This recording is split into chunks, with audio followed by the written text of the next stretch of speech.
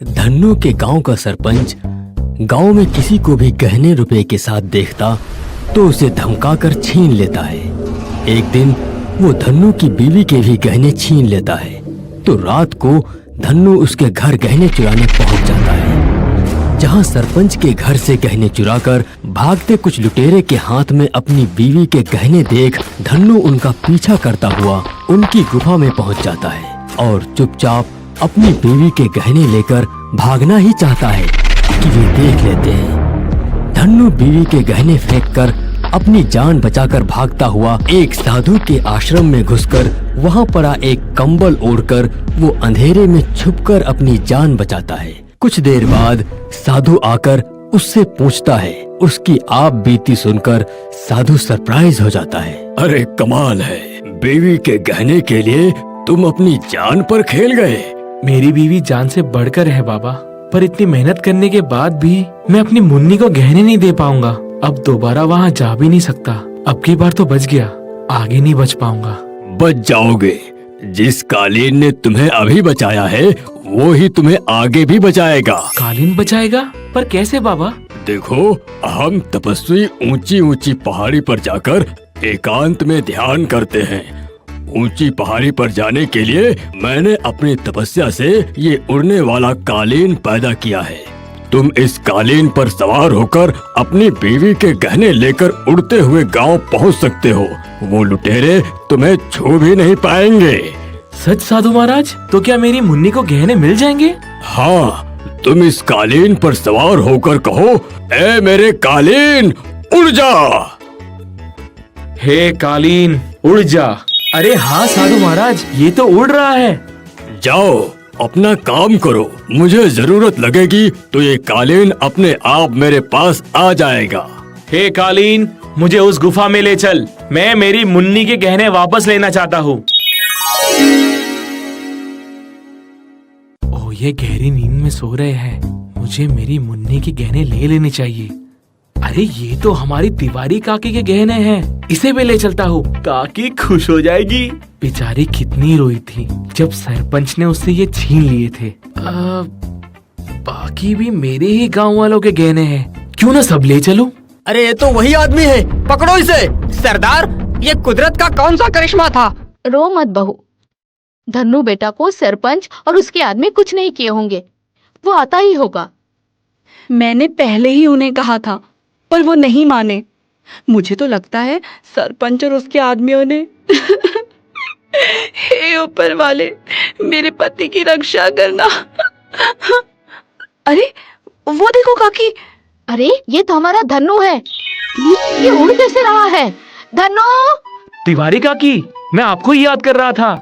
ये लीजिए आपके गहने। अरे वाह, मेरे गहने! सोचा नहीं था कि कभी मिल जाएगा। जुग जुग जियो बेटा, जुग जुग जियो। अरे मेरे गहने? वो भी है, ये देखो। और भैया, दादा, काका, आप सब लोग भी गहने लो। ये आप लोगों के हो या ना हो, ले लो ले लो। अरे ये लो, अरे लो ना। अब तो पूरा गांव धन्नो के इस काम से खुश हो जाता है। अब तक दुखी बैठे पूरे गांव के लिए धन्नो दूसरी रात, फिर तीसरी रात, फिर चौथी रात, हर रात वो उड़ता हुआ उस गुफा में पहुंचता है और उस दिन के लूट कर लाए सारे गहने कालीन पर डालता है और उड़ता हुआ आकर पूरे गांव पर लुटाता है।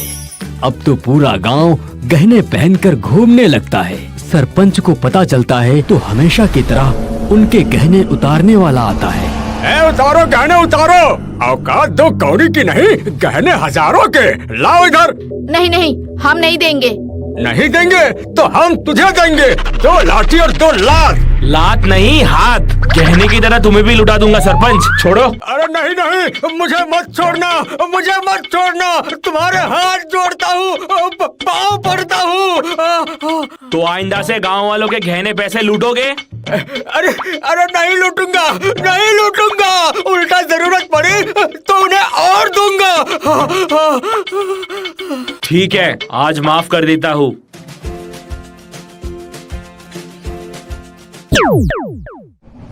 सरदार, वो रहा वो आदमी जो हमारा माल लूट कर उड़ जाता है। अब नहीं उड़ेगा, तलवार से उसकी गर्दन उड़ेगी। ए मेरे जादुई कालीन, इन सब को उड़ा कर ले चलो। ऐ मेरे जादुई कालीन, चलो।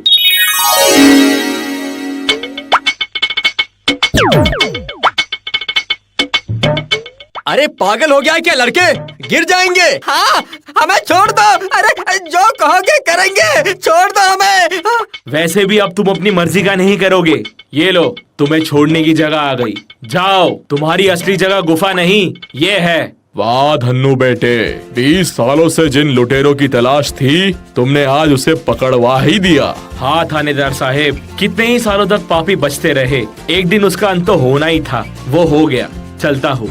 साधु महाराज को भी ये कालीन वापस करना है। और वो कालीन पर बैठकर साधु महाराज के पास पहुंचता है तो साधु कहता है, मैंने तो कहा था जब मुझे जरूरत होगी कालीन मेरे पास अपने आप ही आ जाएगा, फिर भी तुम देने आ गए। हाँ साधु महाराज, इससे जिन्हें सबक सिखाना था सिखा दिया। अब आप इसे अपनी सेवा में रखिए। जब कभी फिर किसी पापी को सजा देनी होगी, मैं इस जादुई कालीन को जरूर ले जाऊंगा। मार्केट में जीरोक्स की छोटी सी दुकान चलाने वाले नंदू की बड़ी मुश्किल से इतनी कमाई होती, वो जैसे तैसे 2 वक्त का खाना खा पाता। एक दिन कुछ लोग कहते हैं, नंदू भाई, आजकल सिर्फ ब्लैक एंड व्हाइट जेरोक्स की दुकान नहीं चलती, लोग कलर जेरोक्स भी निकालते हैं। जिनके पास कलर जेरोक्स है, लोग वही जाकर ब्लैक एंड व्हाइट भी निकाल लेते हैं। सुनकर नंदू बीवी की सोने की अंगूठी गिरवी रखकर कलर जीरोक्स मशीन ले आता है। वो लाने के बाद भी इक्का दुक्का ही कस्टमर उसकी दुकान पर आते हैं। इस बात से वो एकदम टूट जाता है।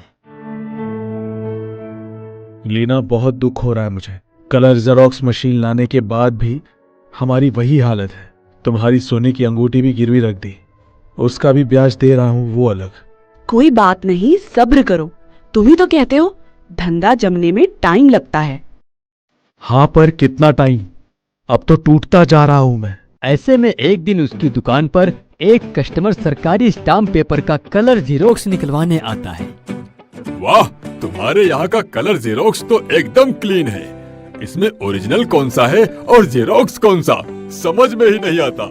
मैं खुद कंफ्यूज हूँ। देखिए, हाँ, मैंने मशीन वाला पहला उठाया था, जेरोक्स वाला बाद में। घर जाकर वो अपनी बीवी से ये बात बताता है। बीवी कहती है, इतनी बढ़िया मशीन होने के बाद भी कोई कस्टमर नहीं आता। लगता है हमारी किस्मत ही खराब है। दूसरे दिन एक कस्टमर उसकी दुकान पर जेरोक्स निकलवाने आता है। भाई, इस पेपर का जेरोक्स निकाल दो। इनका भी? इनका नहीं भाई, ये तो ओरिजिनल स्टाम्प पेपर है। बेटे को कहा था इस डेट के 2 स्टाम्प पेपर ले लेना, पर बेवकूफ एक ही लेकर आया। काश मेरे पास इस डेट का एक और ओरिजिनल पेपर होता। मेरे कलर जेरोक्स मशीन में से तो एकदम ओरिजिनल जैसा पेपर निकलता है। क्यों ना मैं इस बेचारे की प्रॉब्लम सॉल्व कर दूं? साहब, आपको उस डेट का एक स्टैम्प पेपर मिल जाए तो मैं उसे 10,000 रुपए दूं। 10,000? अगर आप ये ओरिजिनल पेपर देकर जाओ तो इसे दिखाकर मैं मेरे वकील दोस्त से आपके लिए कल सेम डेट का पेपर ले आऊंगा। अरे कल क्यों, आज ही। मुझे उसका नाम पता दो, मैं जाकर ले आता हूँ। नहीं नहीं, ऐसे वो किसी को नहीं दे सकता। पर आपको तो पता है, जरा सी गलती पर बवाल हो जाता है। आप पेपर दे दो, मैं शाम तक ले आऊंगा। ये लो, लेकिन शाम को ले आना भाई, कैश 10,000 दूंगा। वाह, एकदम ओरिजिनल जैसा। समझ नहीं आ रहा कि ओरिजिनल कौन सा और जेरोक्स कौन सा। शाम को कस्टमर सोहन आता है और स्टाम्प पेपर देखते ही वो खुश होकर नंदू को 10,000 रुपए देकर चला जाता है। जिंदगी में पहली बार नंदू एक साथ 10,000 रुपए अपनी जेब में रखता है और घर जाकर बीवी से कहता है, आज बहुत काम था, पूरे 10,000 की कमाई हुई। 10,000 की कमाई? इतना जेरोक्स किसने करवाया? वो शहर के सबसे बड़े 5 स्टार होटल की जेरोक्स मशीन खराब हो गई थी। बाकी दुकान बिजी थी और मेरी खाली दुकान देखकर आ गए और इसी शर्त पर काम दे दिया कि मैं किसी और का काम नहीं करूंगा, पहले उनका काम करूंगा। मैंने कर दिया। बीवी उसकी बात पर यकीन कर लेती है। दूसरे दिन एक बच्चा उसकी दुकान पर आता है और उसे एक 10 का नोट देते हुए बोलता है, अंकल, इसके कलर जीरोक्स कर दो ना, हमें स्कूल के प्रोजेक्ट में रुपयों का हार पहनाना है। अंकल इसमें असली कौन है वो तो बताओ, मुझे उसकी चॉकलेट खानी थी। असली हाँ, ये है। अगर 10 की जगह उसने 500, 2000 का नोट दिया होता तो उसके हार पहनाता। उसका इंप्रेशन बनता कि 2000 के नोट के हार पहनाए। क्यों ना मैं 2000 के नोट की जेरोक्स करके देखूं? इसे सामने की दुकान पर चला कर देखता हूँ। छेदीलाल भाई, जरा 2000 का छुट्टा दोगे? क्या बात है नंदू, आजकल लगता है जेरोक्स का दुकान जोरों पर है। सब आपकी दुआ है भाई साहब।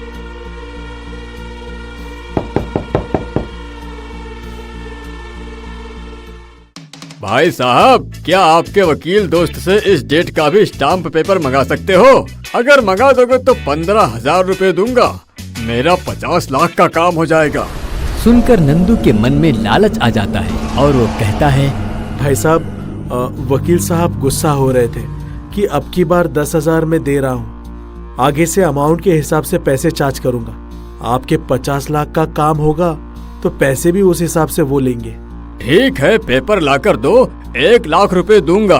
1 लाख? शाम को आइए, मंगवा कर रखता हूँ। अगर इस स्टैम्प पेपर का ये 1 लाख दे सकता है तो किसी और को भी इस डेट के स्टैम्प पेपर की जरूरत पड़ सकती है। क्यों ना मैं इसकी और कॉपी बना कर रख लूं? वकील साहब कह रहे थे इस डेट के उनके पास 3-4 पेपर और हैं। किसी को जरूरत हो तो बताना। अरे क्यों नहीं, ऐसे आउटडेटेड स्टाम्प पेपर की तो हमें जरूरत पड़ती रहती है। अगर तुम मंगा दिया करोगे तो तुम्हें भी अच्छे पैसे दिलवा दिया करूंगा। और उसके बाद तो नंदू के पास कई ऐसे ही अलग अलग डेट के स्टाम्प पेपर लेने वाले या जेरोक्स निकलवाने वाले कस्टमर आते हैं। नंदू उसके कई कॉपी करके अपने पास रख लेता है। यही नहीं, वो 500, 2000 के भी कई नोट्स बनाकर अपनी बीवी के साथ मार्केट जाकर न सिर्फ अपनी अपनी पसंद की चीजें खरीद लेते हैं, बल्कि कुछ दिनों बाद एक नया घर और बड़ी सी कार भी खरीद लेता है। उसकी तरक्की देखकर लोगों को जलन होने लगती है। ससुरा, इसकी दुकान पर इतने कस्टमर्स तो आते नहीं, फिर ये इतना पैसा कहाँ से लेकर आता है? मार्केट में एक औरत उसकी बीवी से यही बात पूछती है तो वो उसे 5 स्टार होटल के जीरोक्स की बात कहती है। तो वो कहती है, ऐसा तो कोई कॉन्ट्रैक्ट उसे 5 स्टार होटल की तरफ से नहीं दिया गया। तुम्हें कैसे पता? अरे मेरे पति 5 स्टार होटल में कंप्यूटर और जेरोक्स डिपार्टमेंट संभालते हैं। सुनकर बीवी टेंशन में आ जाती है। शाम को आने पर वो पूछती है तो नंदू असली बात बता देता है। बाप रे, इतना बड़ा फ्रॉड! देखो, अब तक जो किया, अब बंद कर दो। क्यों बंद कर दूं? आज तक हम इतनी गरीबी में जिए, अब कमाई का मौका मिला तो क्यों छोड़ दूं? बीवी उसे काफी समझाती है पर वो नहीं समझता। कुछ दिनों बाद वो 3 घर, 2-3 कार और 1-2 होटल का बिजनेस भी शुरू कर देता है। मगर वो अपनी जेरोक्स की दुकान नहीं बंद करता है। ये देख लोगों को शक हो जाता है। जरूर दाल में कुछ काला है, इसकी दाल ईडी वालों को चखानी पड़ेगी।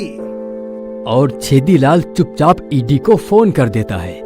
और जैसे ही रात को वो अपनी दुकान में नोट और स्टाम्प पेपर के जीरोक्स बनाने लगता है, उसी समय वे उसे रंगे हाथों गिरफ्तार करके ले जाते हैं। जाता हुआ वो बहुत पछतावा करता हुआ बीवी से कहता है, तुमने